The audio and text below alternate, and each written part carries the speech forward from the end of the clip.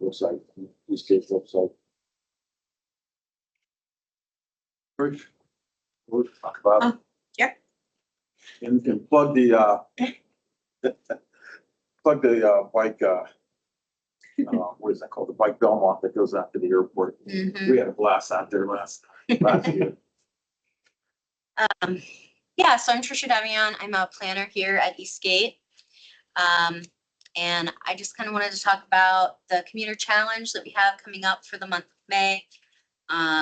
We're giving away gift cards. We're doing a weekly gift card raffle, as well as first, second, and third place prize at the end of the month for people participating in doing a sustainable commute during the month of May in honor of Bike Month.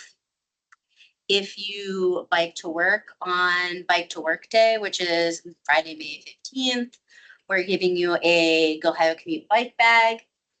If you log any bike trips during the month of May, then you'll be eligible to get a little bike repair kit as well. Got some awesome photography that Eric on our staff took of some of the items like out in the wild. But we have some in person on the table over there if you want to take a look at them and see what you could win by participating in our commuter challenge for the month of May.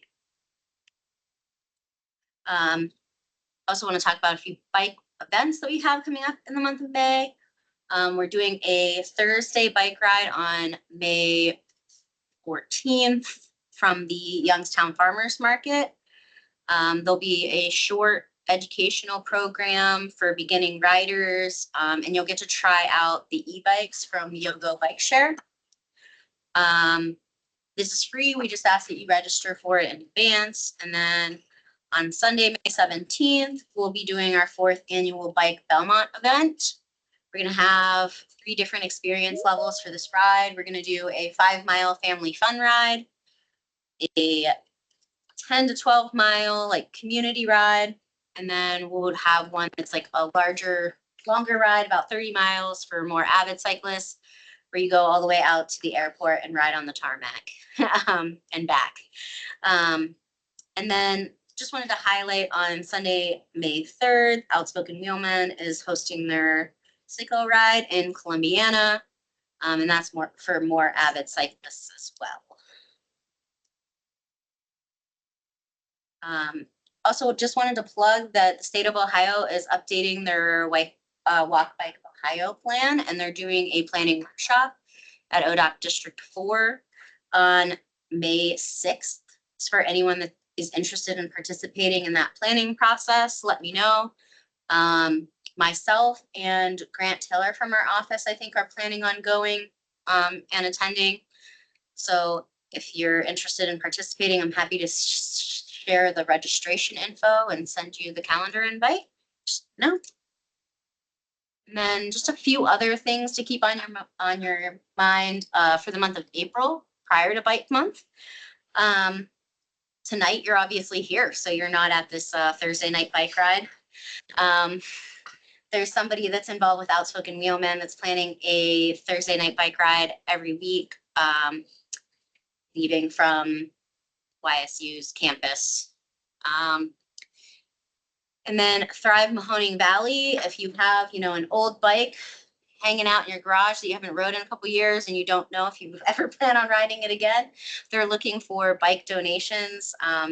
They fix up bikes and give them to people in need that don't have any other form of transportation. That's on April 12th at Westside Bowl. And then there's also a bike lane cleanup that's coming up where there's multiple locations. You can either participate by helping out on Mahoning Avenue, cleaning up the cycle track, or they have the bike lanes on Midlothian Boulevard as well. You can register to help out with either of those, and then they're providing refreshments at Westside Bowl afterwards. That was kind of a lot in a short period of time. So if you have any questions, there's some flyers over on the table as well for some of those events.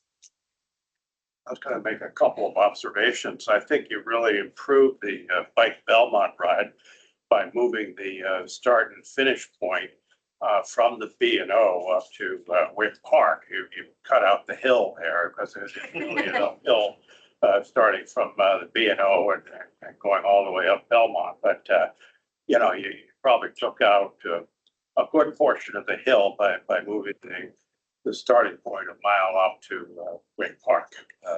And then the other observation is this cleanup of these bike lanes on Mahoning Avenue and Midlothian Boulevard is very important because they get filled with winter gravel and litter and glass.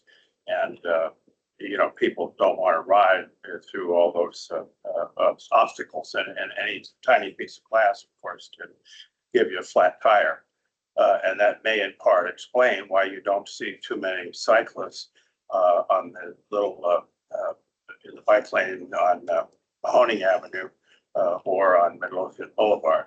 It's not just that they're afraid of the traffic. It's that, I mean, I guess it also is a safety issue because if you have to dodge litter and glass and gravel in the bike lane, you're going to weave out into the car lane.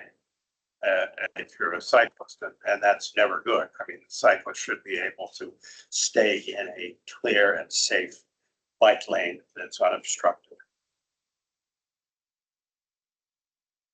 Question, do you have any idea what the status is on extending the Mill Creek Trail through Green Township? Mark has decided to, are they going to pursue that, not pursue that, change it? For what? The Mill Creek Metro Parks bike trail through Green Township, where they were fighting with all the landowners. Yeah. Speak on that if you like. Yeah, so the park ultimately determined that it was taking up too much of their resources. And they decided to cancel that project and return the funds to the state. So that is not going to occur. They will not construct it. Okay, so no, even though they could have gone down West or Yeah. Washingtonville, yeah. Yeah, no, it's out of the picture now. If we're looking at it that way. All you had to do is just build a narrow one. Well, actually, you know, I mean, that would be nice to have a bike lane built along a new berm along Washingtonville Road. But, you know, I don't think it's critical because Washingtonville Road only gets 850 vehicles a day. And I have no problem riding on that. You know, I mean, generally, if the road gets less than 2,000 vehicles a day, it's pretty safe for cyclists. The problem, of course, if you get an errant motorist, then you have a problem. And then also the motorists do go fast. I mean, they're going 55 miles an hour on Washingtonville Road. So that'll scare some cyclists, I think, even with the relatively low traffic. But we can use Washingtonville Road as it is right now, and it would be nice to get a bike lane berm attached to it if there's ever funding for that. So really, it's a 6-mile gap between. What he spent fighting the landowners, he could have paid for it. Sure, you're absolutely right about that. But basically, right now, as far as the bike trail itself, there's a 6-mile gap between Western Reserve Road and the village of Washingtonville, and it picks up in Washingtonville in Columbiana, well, Columbiana County. And it goes to Letonia, there's a gap in there, you ride through downtown Letonia, and it picks up, the bike trails resumes and then goes all the way to Lisbon. Thank you. Oh, I hope that helps. I mean, I've ridden I the just didn't know what the status on it was. trails a lot. Yeah, unfortunately, at some point, the railroad gave, the railroad right away back to the adjacent landowners. So there's really not much can be done. And the way the legal action was going is it was not going to go in their favor in any possible situation. So they It decided. seems like they ignored a perfectly written alternative. It's not being stubborn. That's my opinion. I mean, I don't. Yeah, I think we can look at just at least highlighting an alternate route to make that connection. Because that's supposed to be the lake. But maybe we could right now use some signage to tell cyclists, bike route continues here down Washingtonville Road, when, when the southbound cyclist hits Western Reserve Road at the end of the dedicated bike trail, have some signs there that indicate bike route continues this way down Washingtonville Road. Is that reasonable? I guess the county engineer would have They to don't put have- those on. you're right. I want them to tell them that. They don't have a sign there. It's not just like ends. Yeah. Yeah, but the county engineer could put up a couple of signs there, I think, and actually encourage cyclists to continue on Washingtonville Road. What I see is 90% of the cyclists just turn around at Washingtonville, at Western Reserve Road at the end of the bike trail, and they head back north. I think you should write a letter to Pat Genetti. Well, I send him emails, and sometimes he responds, sometimes not, but I know he's real busy.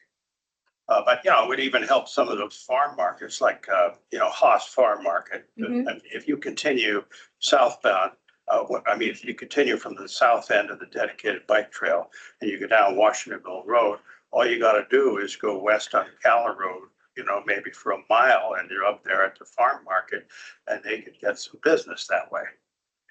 If people would just get out of the habit of turning around at Western Reserve Road where the dedicated bike trail ends.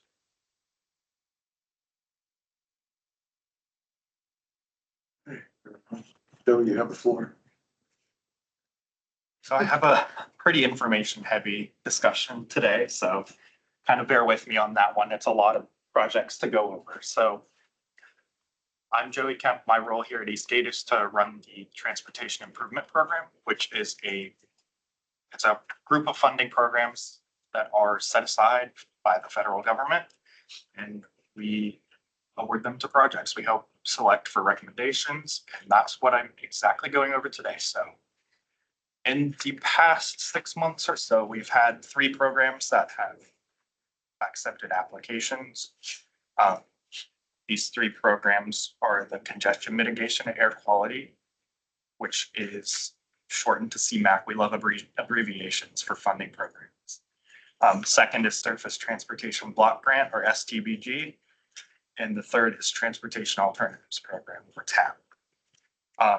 STBG and TAP, the applications were accepted in November, and CMAQ was a little bit earlier because it's a pretty data heavy funding program, and there's a lot of work that needs done on the back end for that program. So that one was accepted back in August. For these 3 programs, for CMAQ, we had 6 applications that were selected for funding totaling $8.7 million. For STBG, we had 13 applications selected for funding totaling $15.4 million. And for TAP, we had 9 applications selected totaling $2.4 million. So you'll notice the big bulk of that is in STBG, and that is the biggest allocation we see in Eastgate's region typically every year. TAP is by far the smallest. We're allocated just usually around $2.5 million every fiscal year. So that's why it's a much smaller number. First, CMAQ projects. So those 6 projects, I'll just briefly go over for each program. So first of which is Hubbard signal controller upgrades. That's just a replacement of signal controllers at 5 intersections in the city.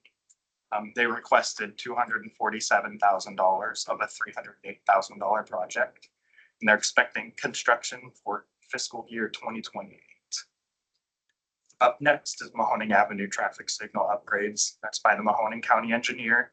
A replacement of 8 traffic signals and addition of a left turn lane at Wilcox Road. This is in Austintown Township, out by the new Meijer and the Walmart.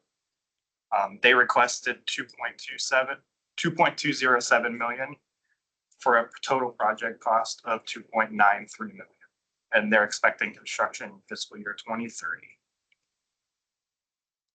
Up next, the Metro Parks, Mill Creek Metro Parks bike ped signalization improvements. This is signalization improvements at 2 crossings on Mahoning County roadways. This is just sign lighted crossings, typical bike ped crossings at a roadway.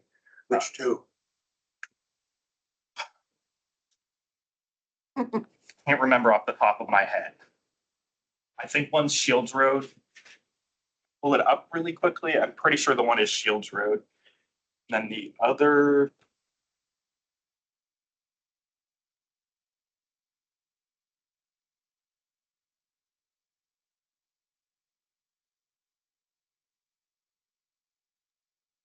Nice thing about Shields is that the speed limit for motorists there is 25 miles an hour. That's in the city of. Yeah, Shields Road and East Gulf, like Thank you. I was pulling up. East Gulf, like a bike trail.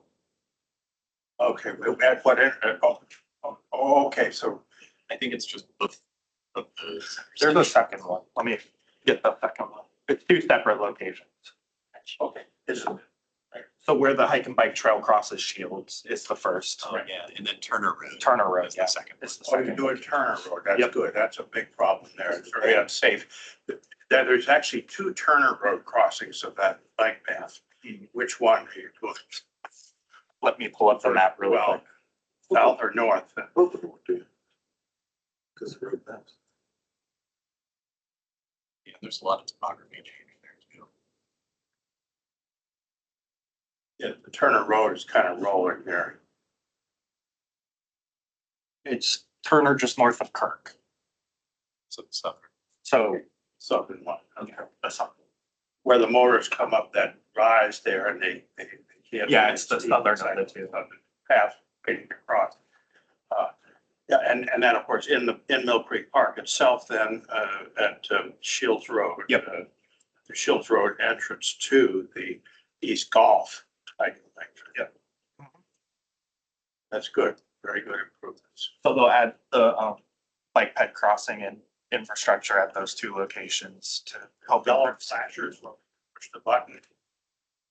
I believe, And even if we, the cyclists, push the button, the road traffic still has the right of way, if it's yellow, if it's yellow lights were activated. yeah, so the flashers are gonna be at the hike and bike trail on Shields, and then Turner Road is just signage. It's approach signage. Are they gonna be yellow flashers? And they don't have that much information in there. Well, I think if they were red, the motorists would have to stop for us cyclists. I believe they are just yellow flashers. Yellow, so the motorists have the right of way. I believe so. We're just alerting the motorists, So, pushing the button for the yellow. yeah, so they requested $224,000 of a $280,000 project, and they're expecting implementation in fiscal year 2028 for that project. Up next is the State Route 46 and State Route 169 signal replacements. That's in the city of Niles. That's upgrades to traffic signals at 6 intersections along that corridor in the city of Niles, including pedestrian facilities. So we're looking at crossings. Their CMAQ request was $2.3 million of a $2.9 million project, and they're looking at construction in fiscal year 2027. So coming up pretty soon. Last slide of this round for CMAQ projects is the Trumbull County Elm Road Genesee intersection increase. Now, this is a current project. It's already gone through the TID processes. This was just an increase of $157,000. We had them submit an application so that it was the perfect time.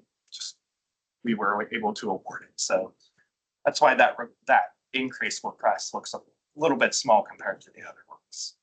We're also looking at construction in fiscal year 27. So that's also coming up pretty soon. And then last but not least, the 35-foot transit bus replacements for WRTA. That's going to replace 3 35-foot fixed route diesel buses with battery electric buses. The CMAQ request was $3.4 million of a $4.1 million project, and they're looking at purchasing the buses in fiscal year 2029. That's over $1 million a bus. Yes, they are very expensive. Why are they going electric? Emissions, and they're good funding programs. We sit on an ocean of natural gas. I mean, they want to put a natural gas pipeline from East Liverpool up to the lake, they said. That we could pull off of, which is also very clean burning, and you can buy a natural gas bus for a lot less than 1.3 million bucks. Yeah, well, there's the funding for it. They were awarded the funding for it numerous times in the past, so they are continuing at it, and they're looking for their entire fleet. Have those been tested in weather like we had a couple months ago when it's minus 10 and 15 degrees and they run? works in other cities with worse climates in the winter than we have. They're looking forward to it working here too. So they're gonna replace their whole fleet ultimately? That's their goal, yes. How many buses are that? This is not the first. They've been, I believe it was either last September or the September before they went through with the purchase. They have to have the buses custom made because they're not readily available, so.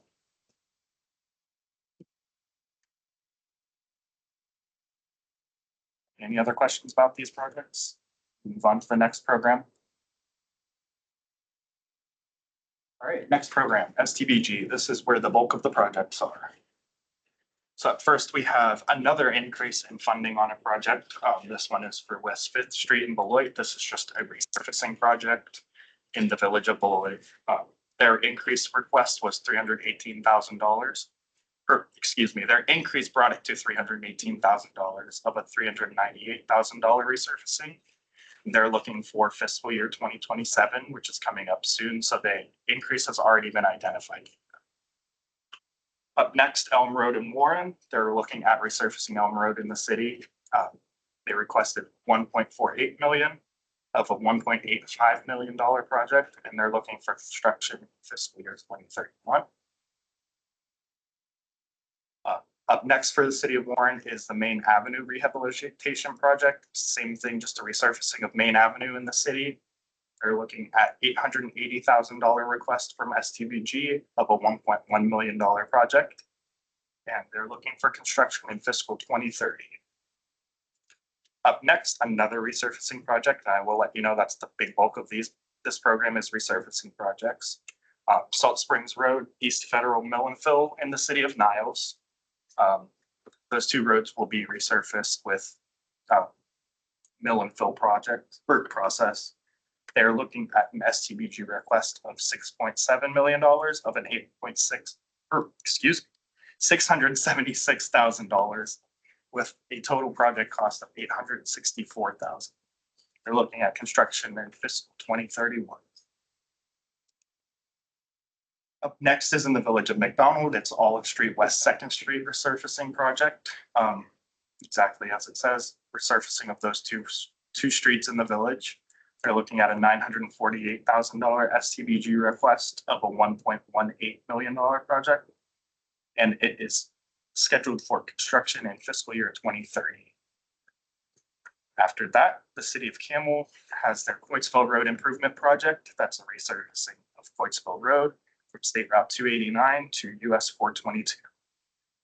Their STBG request was 1.5 million of a 1.875 million project. And they are looking at construction in fiscal year 2029. Also in the city of Camel is the Warhurst Tenney Avenue improvements. This is resurfacing of Warhurst Road and Tenney Avenue in the city of Camel, and they're looking at a $1.2 million request for a $1.3 million project. They're expecting construction in fiscal year 2030. Up next is the Mahoney County Engineers Western Reserve Paving Project. This is resurfacing of multiple segments of Western Reserve in the county. They're looking at an STBG request of $1.8 million for a $2.27 million total project costs. Are you expecting? You have sections on that? Yep, let me pull it up really quickly. I believe it's two separate sections. One, I think, is Beaver Township. Yeah, they're doing at like the part after where the current road widening project is going on. That sounds familiar, yeah. Yeah. Let me pull it up really quickly so I can give you exactly where they're I expecting. just know because I live over there. Yeah, That's another phase. Yeah, Hitchcock section.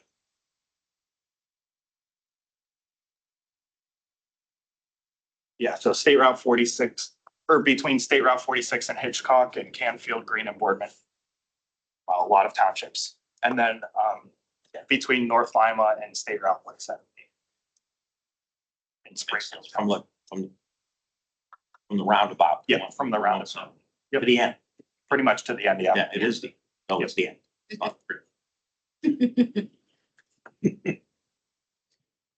You go any further? It's a different road. It is fun. Next, Highland Avenue improvements in the city of Girard.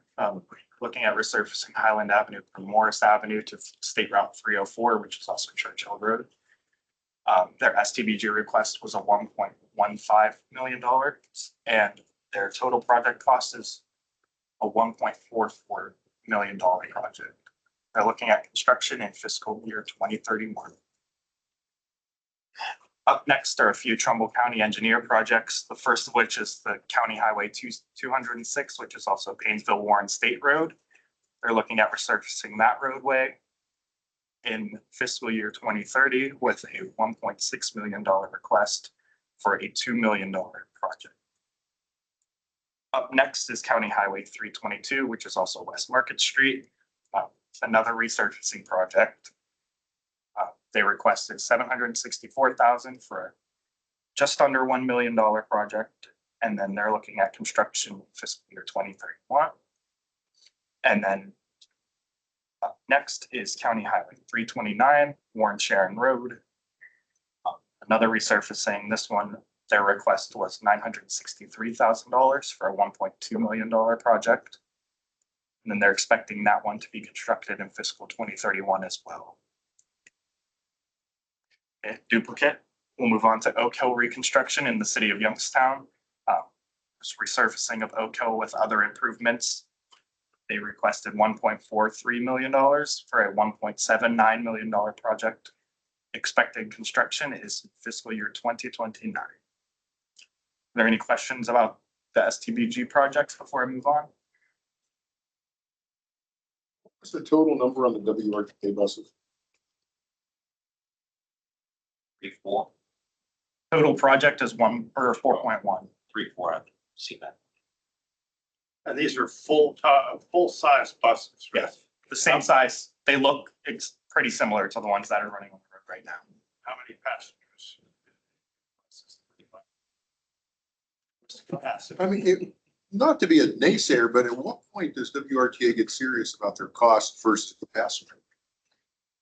I mean, I can't understand why we're spending almost $4.2 million on 3 buses. That's awesome. Especially, I mean, I work in Boardman. I mean, they get a decent pickup at the Giant Eagle and the Walmart where I work. But most of the time you see them driving around. I've ridden them. The most of people I counted, I think on one route, and I rode them from Boardman all the way downtown out to Boardman to Southern Park. And I think there were 12 people was the max passenger load. That was about 3 years ago.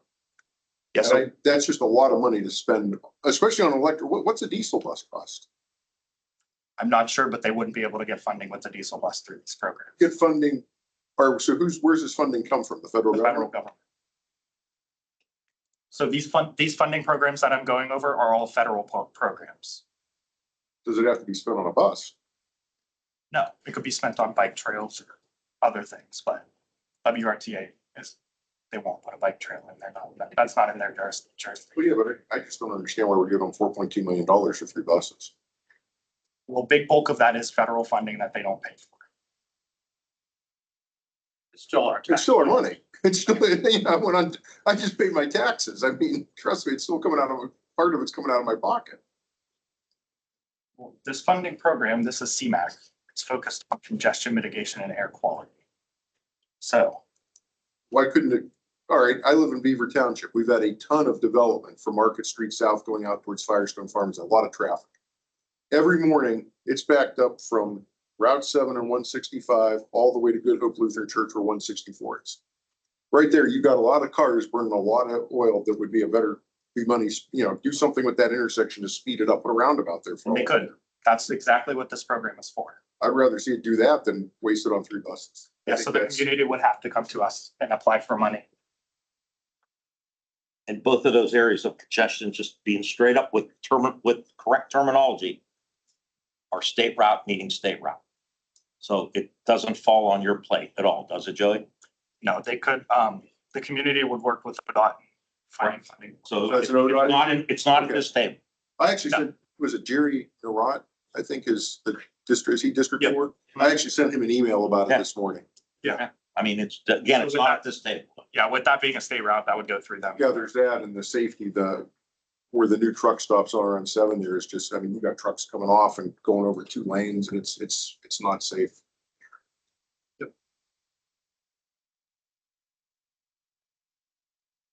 those ones done, we'll move on to the last funding program, which is TAP. This is geared towards transportation alternatives. So biking, walking, sidewalks, other forms of transportation without using a vehicle.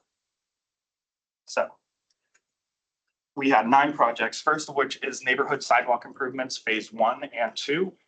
This is in the city of Warren. This is going to look at replacement of sidewalks in various neighborhoods in the city of Warren. Phase 1, their request was $444,000 of a $555,000 total project cost. And phase 1 is expected to begin construction in fiscal year 2029. Phase 2 was a $445,000 request of a $557,000 project cost, and that's expected to begin construction in fiscal year 2030. Up next, both are on State Route 46 in Howland Township.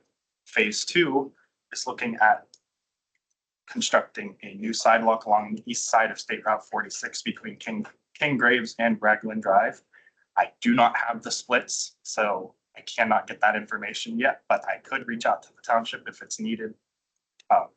First phase, looking at a $180,000 TAP request of a $226,000 phase cost. And that's looking at construction in 2031. And then phase 3 is looking at a $208,000 request for a $261,000 phase cost. And that one is expected to begin in 2030. Now, I have reached out to Howland asking why phase 2 comes after phase 3. Didn't necessarily get an answer.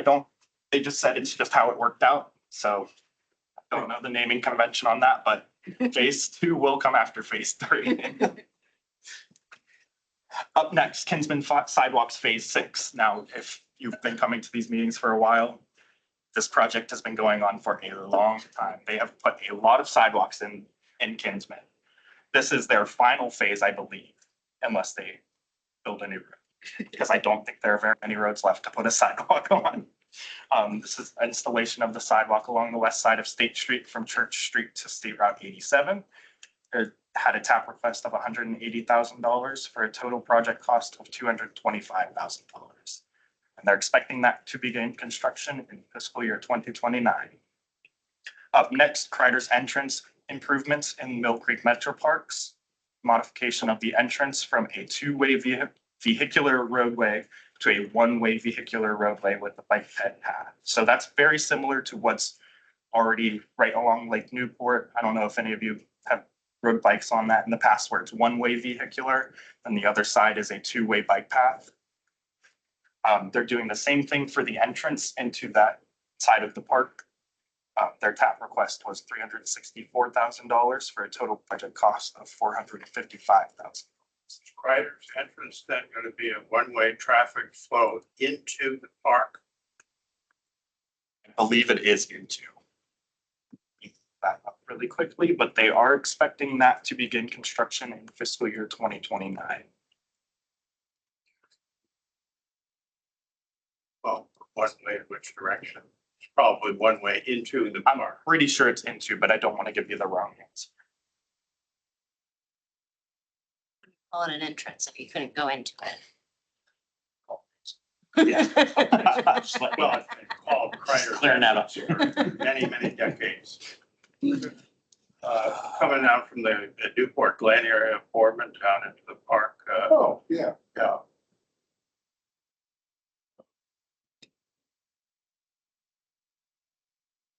I think it's Newport Drive feeds. Yeah, Newport Drive comes. I'm pretty sure it's- They only have their existing conditions on the application. They don't have the, Newport Drive.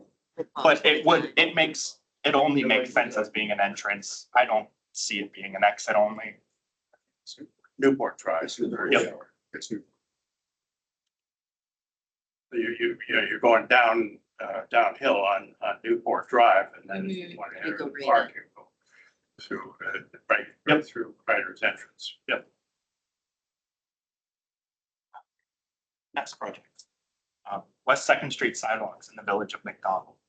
This is installation of a new sidewalk along West Second Street from McDonald Avenue to Ohio Avenue.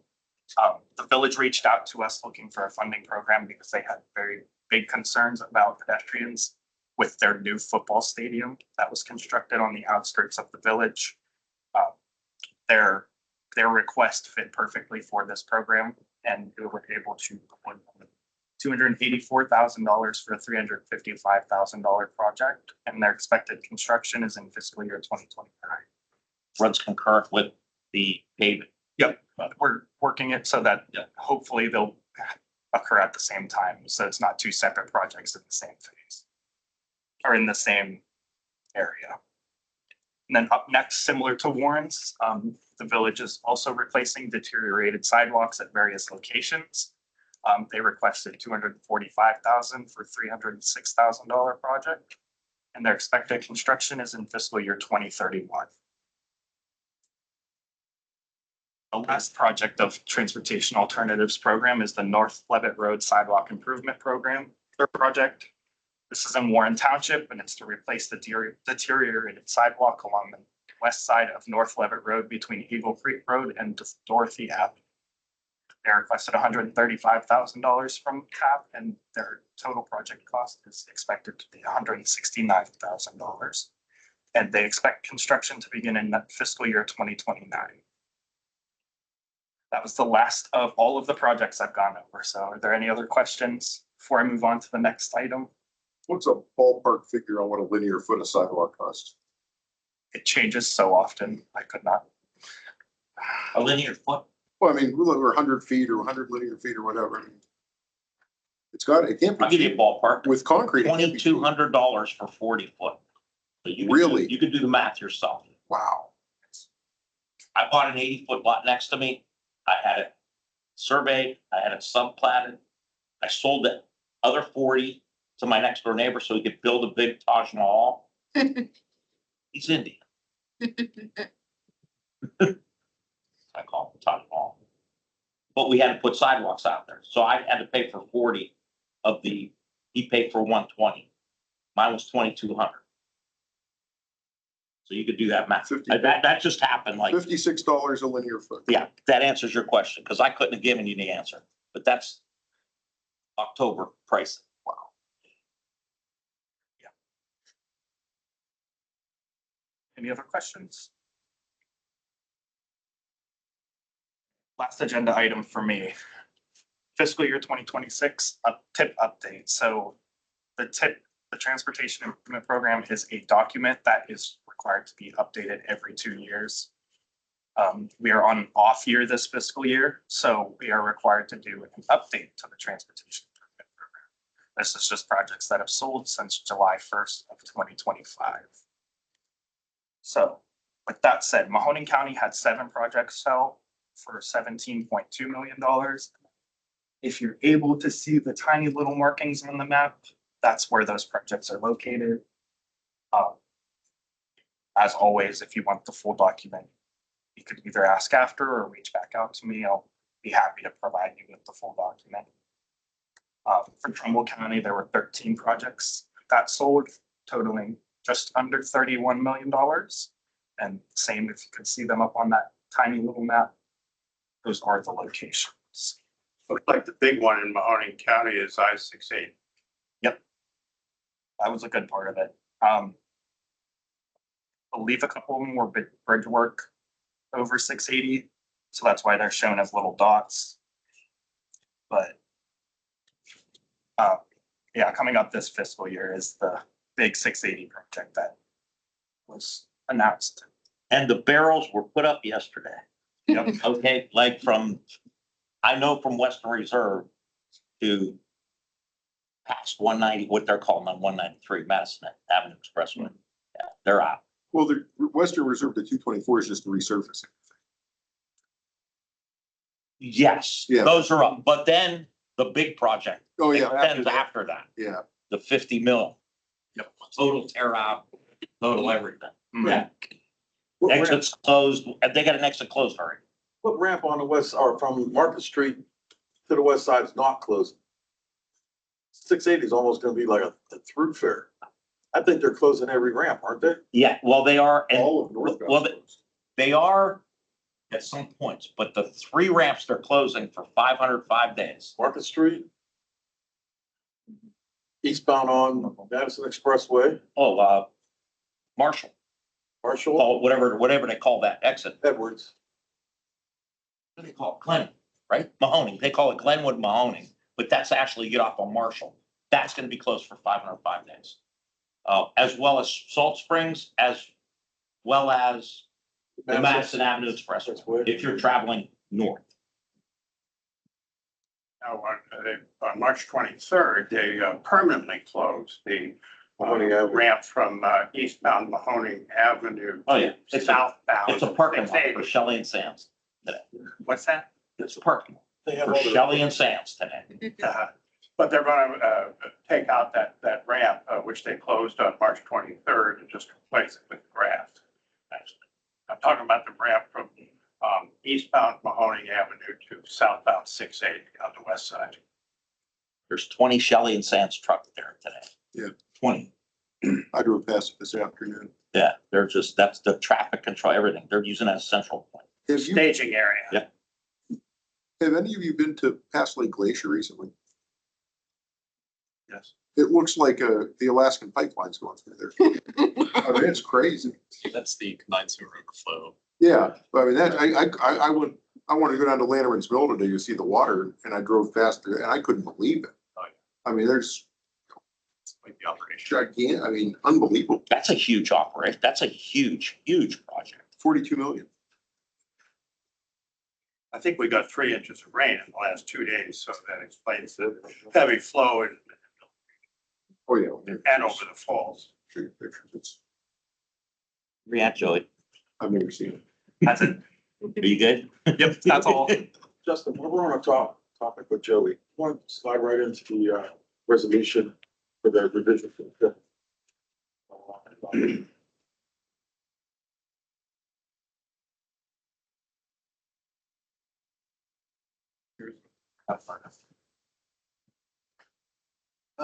Yeah, this is a good one. I didn't talk to Mark before this to know specifically what this resolution.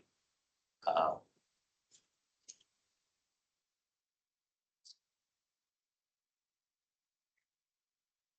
Looks like it's adding federal flex funding to a project, an existing project. And then modifying some other funding sources. So this is a swap between FTA, so federal transit funding, and ODOT funding.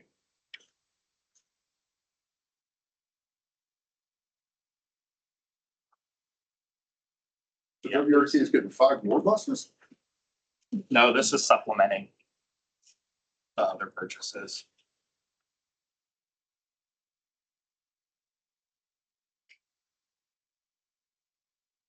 And there's a deletion of federal funding, I see here, for 6 buses.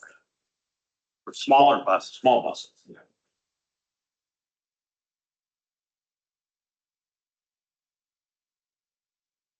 So are they saying they don't want to buy more small buses? They just want the big ones? A lot of times when they're deleting a funding source, it's like when they find a different funding source, they'll delete that funding source and then add a different one.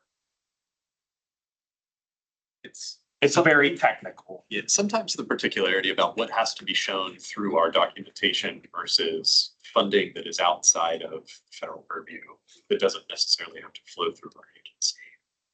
I don't know that that's specifically the case here. I can get a summary from Murda and provide it in the meeting follow-up as some additional information for this resolution.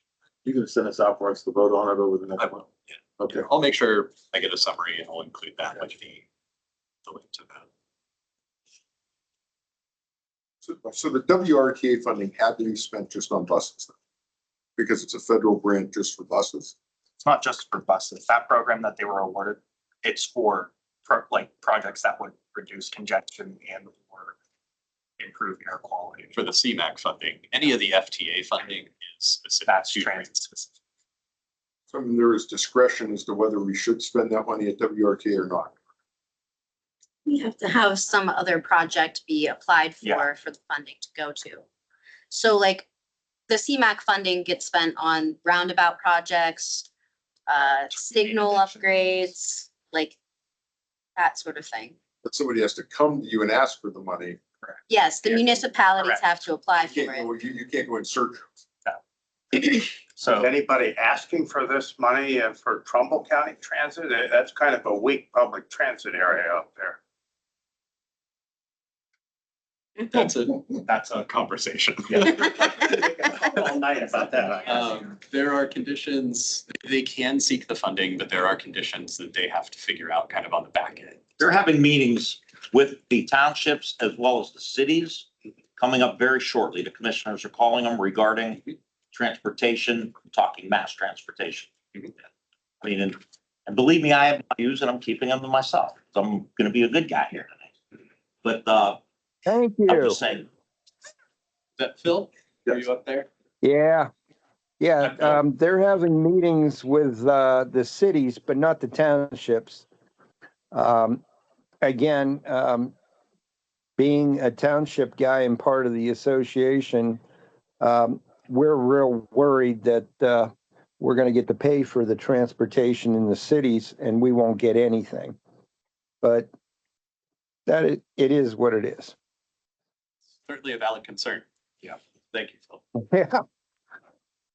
thanks for clearing that up, Phil. It's Ron Masulo. I need corrected every so often. Oh, we're cool, Ron. Thank I you. know we are, but So to kind of, Isn't there a guy retiring? Leaving? yeah, yes. To add a little bit more context to the CMAQ program technically doesn't run through us. It still has to be shown through our documentation. It's federal funding that's managed at the state level. Those decisions are made at the state level by a statewide committee to make award declarations for any projects. We're merely kind of necessary pass through of sorts. yeah, Well, how do I find out who's spending 1.3 million a bus on WRTA? Who okayed that? I mean, so that would be WRTA. Their board would make that decision to move forward with any projects. 8 AM. That's when they meet. Well, that's convenient for all of us. Agree. I mean, I'm not against public transit, but I mean, Just let it go. When they meet. what's there- There's an opening too, if you're interested. absolutely. I'm telling you right now, there's an opening. I know that for a fact. Didn't WRTA just cancel a board meeting at the end of March? When is the next one? Well, they have an opening. Somebody is no longer working. I'm saying, it's not me. You have to be a Mahoning County I'm a resident, Mahoning right? County resident. Is that, I don't, yes, you do. Now that I think about Well, it, yes, it's our sales tax funds. Because they're not, Trumbull's not part of that. one thing I did hear is that they've doubled up on the Warren Express bus of WRTA. They've gone from hourly service to twice hourly service. I heard from one of the drivers. Is that accurate? Yeah. That's good. More service to Warren through Niles. Yeah, but we're paying for it. No, they're paying. Are The funding's coming from somewhere. Okay. I think it's an FTA funding source that did that increase. Which FTA is, with this resolution is also doing. Yeah. Funding sources. We're gonna push it. Justin, you want to talk about Jack? Yeah, absolutely. So we had, as you can see, kind of a packed agenda for the TAC today. Luckily, 3 of these agenda items were already covered by Joey and Tricia, so it makes my summary that much easier. So we'll skip the first 2 bullet points there and jump down to the environmental work program updates. Stephanie Dyer in our office heads that up. And oh boy, there was a lot that kind of came to a head for this meeting. So I'll kind of run through this quickly. And if you guys have any questions or something sounds interesting to you, feel free to stop me mid-sentence. I don't mind. But she started off describing the non-point source implementation strategic planning that we'll be doing. This was something that Ohio EPA came to us in relation to the lower and middle Mosquito Creek watersheds. They had some interest in having some of these NIFSIS plans developed. If you've been around in this field long enough, they used to call them watershed plans. Now they have alphabet soup acronym that is way less clear to describe what those are. But essentially, we review all of the existing water quality data, do some additional data collection, hold some stakeholder meetings, and then look to create critical areas for water quality impairments.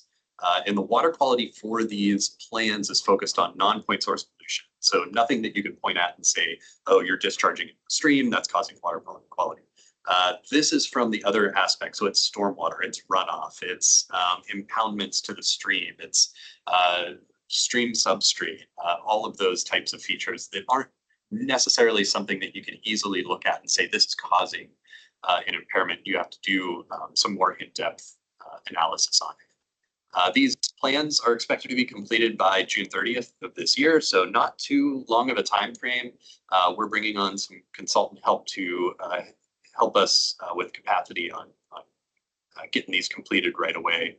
Again, this was something that Ohio EPA came to us with interest in having these completed for some future projects. So hopefully we'll get some good projects identified out of these plans and then be able to get them some grant funding to actually put those into motion and improve water quality. Second project she talked about is along the Little Yankee Run out in Hubbard, the Valley Mold Dam Removal Project.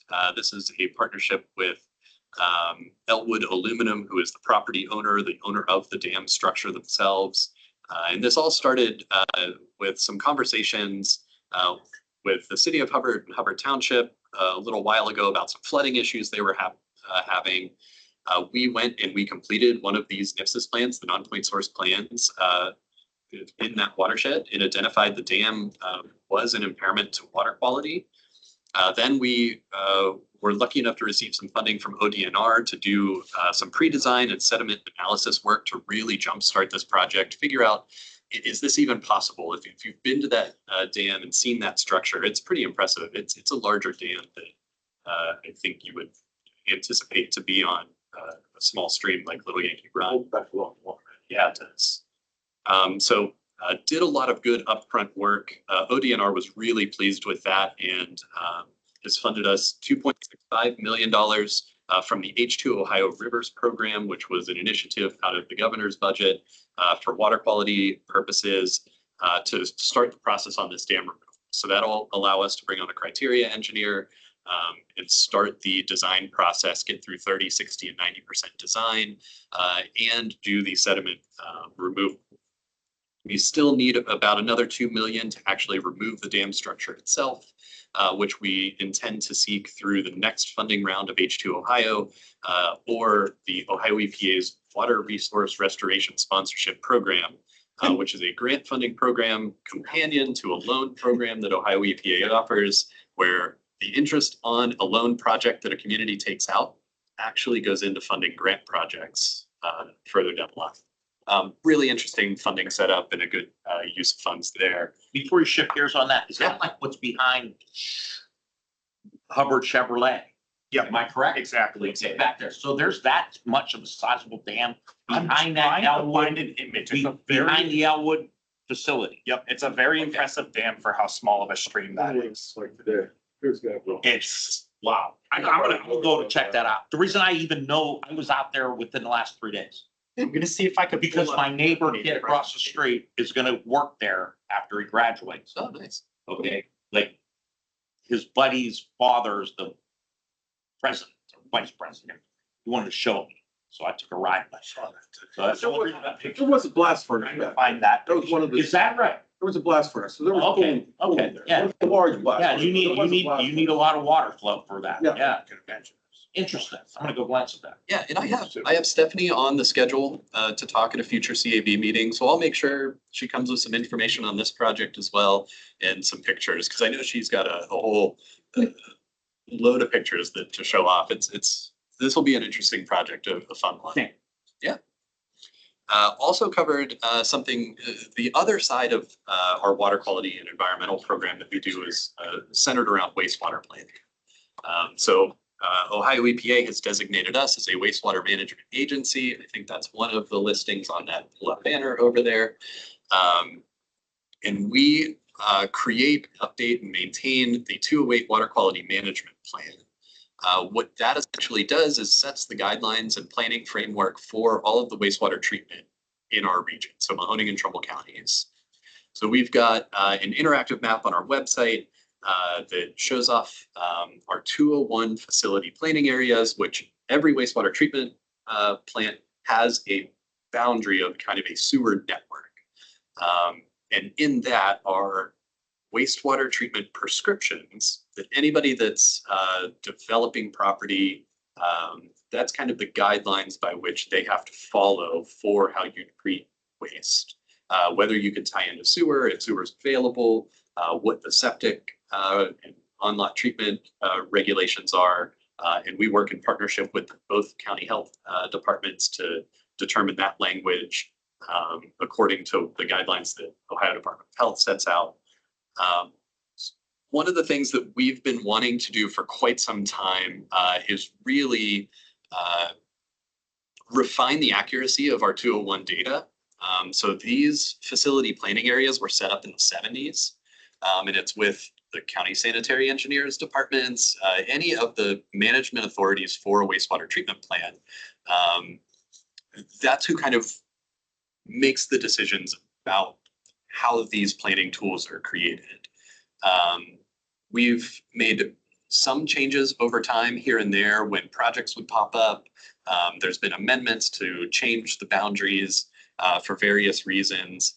But one thing we've never really had the time or capacity to do is really take a deep dive into our data, take it down to the parcel level so it's not splitting parcels and it can actually be used as a tool for development purposes. So if someone's interested in bringing a project somewhere, they can go to this map and understand if sewer service is available. So we're going to bring on a team to help us really refine the accuracy of that data. We're going to create some more functional 201 boundary areas so that are more realistic and scaled to treatment capacity of the plant. We want to make sure that we are updating actual plant capacity data so that we have that on hand. And when we do development analysis into the future, we can look at helping communities plan out capital upgrades. If we see development trends indicating that a plant will reach or exceed capacity according to development trajectory. So this project is going to be completed in 2 phases. We'll have one that kicks off. It's really a data collection and kind of initial behind the scenes effort that'll end June 30th. And then we'll have another half of that project that is really the nuts and bolts and analysis part that'll continue through June of 2027. So this will be a long-term project, but we think it's going to pay dividends in other areas of our work as well. On the EDA side, as we're helping communities develop industrial and commercial development projects. On the ARC side, when we're looking to partner funding to help grow businesses and perform workforce development, we think having this wastewater component figured out and really nailed down is going to make good data available for people to make better decisions about where to site and locate incoming investments. Do other MPOs have that in place? I don't need an answer, but yes, like does NOAC or does Omega or somebody else? Sometimes, yeah. So somebody does. Yep. Okay. Yeah, and it's not all over the state. If yeah, you answer my question. Thank you. Our organizations come in all shapes and sizes with all different sorts of designations. Sometimes those designations are split into multiple organizations. Other times they're consolidated into one. Not every area in Ohio is covered by an area-wide water quality management district, which makes it interesting. It's then kind of managed at the state level. It's nice to kind of have the fine-grained control and ability to manage that. Yeah. The last thing that Stephanie talked about was Clean Ohio, the Clean Ohio Conservation Fund specifically. This is a funding program that is tied in with the Ohio Public Works Commission. Ohio Public Works Commission. This funding program is specific to land acquisition for conservation purposes, stream and wetland restoration, and it can also be used for improvements to any previously Clean Ohio previously funded project by Clean Ohio. So if an entity purchased land, say it's wetlands or whatever, in a previous round, they're able to come back and do improvement projects. If there's stream restoration components or if there's public access components to those projects, they could come back to this funding program for assistance.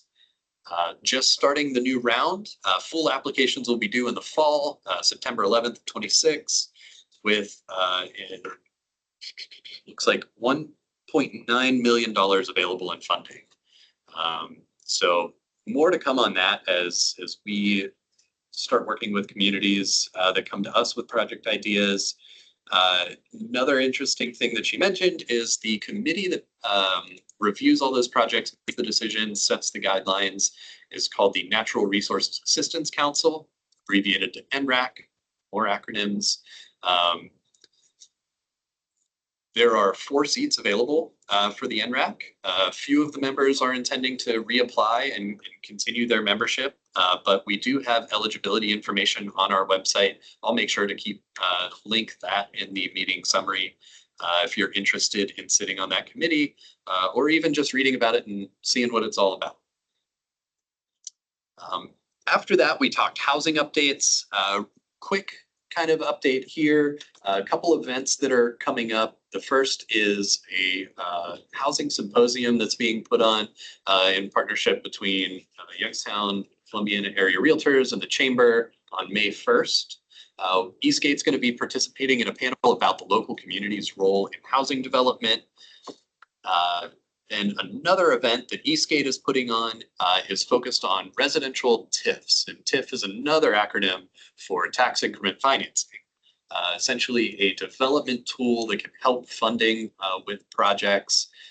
We're bringing in a speaker from Bricker Graydon, which is a law firm that deals with a lot of these kind of public funding mechanisms and tools. That workshop's going to take place May 21st at the main library up here. And we'll be sending out registration information for that event shortly. We're also planning some future workshops. So we've got a couple other ideas. We really want to dig into providing technical resources and information and training to our local communities, helping whether it's county commissioners or city officials or township officials understand the controls that they have, the power and tools that they can use to really accomplish the goals that they set out for their individual communities. So we'll be sharing more information about the workshops as we bring on speakers and develop the content for those as they come available, but certainly keep an eye out for more on the housing side there. And then hopefully you all know last year we released a regional housing strategy as kind of our first effort to kind of dig into housing planning as it relates to land use and transportation access. We're working on some additional planning tools in kind of developing a scope for a project to kick off here soon to advance what we did that first time around, take it a little bit further, get some more refined, detailed data. We're kind of brainstorming this with a few other folks that work day to day in the housing field to make sure that what we put together is ultimately useful and can help push the issue on getting some housing developments online. What's your target? That's the Valley Vision. Yeah. So we're looking 6 months. It might be a little longer than that. It might be a year process, depending on how big or small we can tailor the scope. Sometimes projects have a way of growing and growing and growing. So we want to be mindful of that and not let it get too far out over our skis. And then the last thing that we covered at the TAC today, Kathy Zook, our ARC program manager, ARC is Appalachian Regional Commission, covered the opening of the pre-application period for our area development funding. This is yearly funding that we have through the Appalachian Regional Commission. Pre-applications are due May 22nd for this funding. There is a mandatory workshop for anyone interested in applying that will be held Friday, April 24th here. if anyone's interested in attending that or interested in this program, I'd be happy to share more information. The anticipated allocation this year is $1.2 million, and the max funding request for a project is $250,000. There is a match requirement. It's a little different based on which county or community you're in. There's some calculation work that goes into it. So as you're developing your project application, there's some tools available to help you figure out what that match is for your specific project. I'll link to our page where you could dig into more details on this. And then the other Appalachian focused topic that Kathy brought up, and I believe there's some booklets over there, is the 2025 Appalachian Ohio Return on Investment Report. This is something that the state of Ohio Governor's Office of Appalachia puts together every year to really highlight the impact of the ARC program across all 32 Appalachian counties in the state. And there is a last bullet point there on the fiscal year 2027 work program. This is on our transportation side. This is how we kind of outline our work for the upcoming year. This is a requirement from FHWA and ODOT for us to produce every year. Stephen unfortunately wasn't available today to go over this, but if you are on our newsletter list, which I think you all are, I'll double check with Eric, our communications person. Stephen said he's going to put together some detailed information on our upcoming work program to be included in the upcoming newsletter.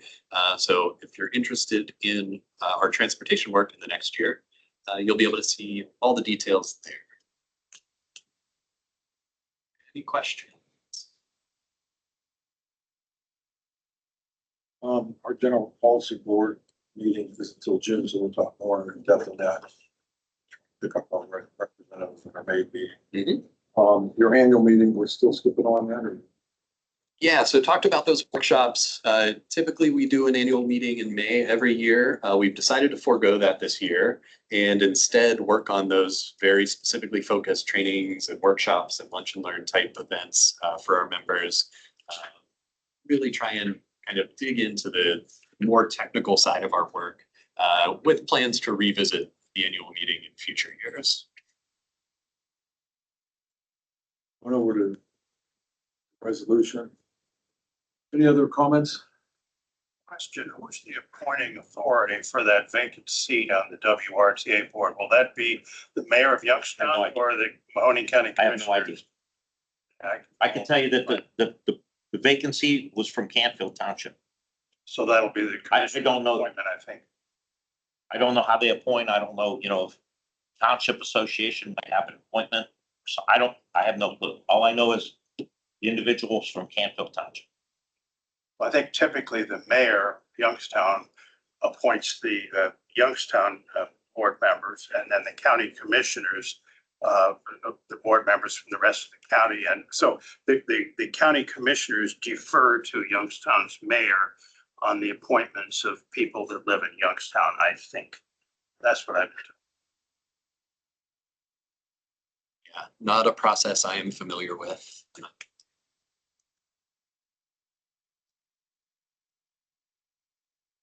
All right. Hearing no other discussion, we are adjourned. We'll see you May 7th.